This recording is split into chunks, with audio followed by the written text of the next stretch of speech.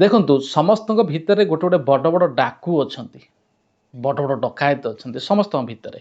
କାରଣ ମନଟା ଗୋଟେ ସେଭଳିଆ ଜିନିଷ, ଯେତେବେଳେ ସେ ଖରାପ ସ୍ଥିତିକି ଯାଏ ତ ସେ ଖରାପ କାମ କରିବ, ସେ ଯେତେବେଳେ ଭଲ ସ୍ଥିତିକି ଯାଏ ସେ ଭଲ କାମ କରିବ। ସେ ରତ୍ନାକର ନାମକ ଜଣେ ଡାକୁ ଥିଲେ, ଯିଏକି ନାରଦ ମୁନିଙ୍କ ଇନଷ୍ଟ୍ରକ୍ସନରେ ଭଗବାନଙ୍କର ନାମ ଜପ କରି ମରା ମରା ଜପ କରି ରାମ ନାମ ଜପ ହେଇକି ସିଏ କ'ଣ କଲେ ନା ବାଲ୍ମୀକି ହେଇପାରିଲେ, ତାଙ୍କ ଜୀବନକୁ ସୁଧାରି ପାରିଲେ। ତାଙ୍କ ଘରେ କୌଣସି ବ୍ୟକ୍ତି ବି ତାଙ୍କର ପାପ ନେଲେନି, ତାଙ୍କର ପିତା ନେଲେନି, କି ତାଙ୍କ ସ୍ତ୍ରୀ ନେଲେନି, କି ତାଙ୍କ ପିଲା ନେଲେନି। କିନ୍ତୁ ଆମ ଭିତରେ ଥିବା ଏଇ ଯେଉଁ ବଡ଼ ଡାକୁ ରତ୍ନାକର, ତାକୁ ଆମେ କେମିତି ସୁଧାରିବା, ତାକୁ ଆମେ କେମିତି ତାକୁ ବାଲ୍ମୀକିରେ ପରିଣତ କରିବା ନା, ଯଦି ଏଇ କଳିଯୁଗରେ ଦିଆଯାଇଥିବା ଭଗବାନଙ୍କର ନାମକୁ ରେକମେଣ୍ଡ କରାଯାଇଛି ହରେ କୃଷ୍ଣ ମହାମନ୍ତ୍ର, ହରେ କୃଷ୍ଣ କୃଷ୍ଣ କୃଷ୍ଣ ହରେ ହରେ, ହରେ ରାମ ରାମ ରାମ ହରେ ହରେ, ଭଗବାନଙ୍କର ଏଇ ନାମକୁ ଜପ କରି, କାହିଁକିନା ସାଧୁ ଗୁରୁ ଗୋଟିଏ ଜିନିଷ ଶିଖାନ୍ତି, ଏ ଭବ ସାଗରରୁ କିପରି ଆମେ ଉଦ୍ଧାର ହେବା।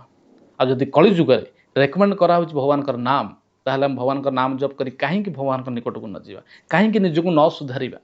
ତେଣୁ ବୁଦ୍ଧିମାନ ବ୍ୟକ୍ତି ସିଏ, ଯିଏକି ରତ୍ନାକର ଭଳି ନିଜକୁ ସୁଧାରି ପାରେ, ସେ ବ୍ୟକ୍ତି ଚାଲାକ ନା। ଆଉ ସମସ୍ତେ ଚାଲାକ ନୁହଁ, ଚାଲାକ ଜଣେ ଭଗବାନଙ୍କର ନାମ ଜପ କଲା ବାଲା।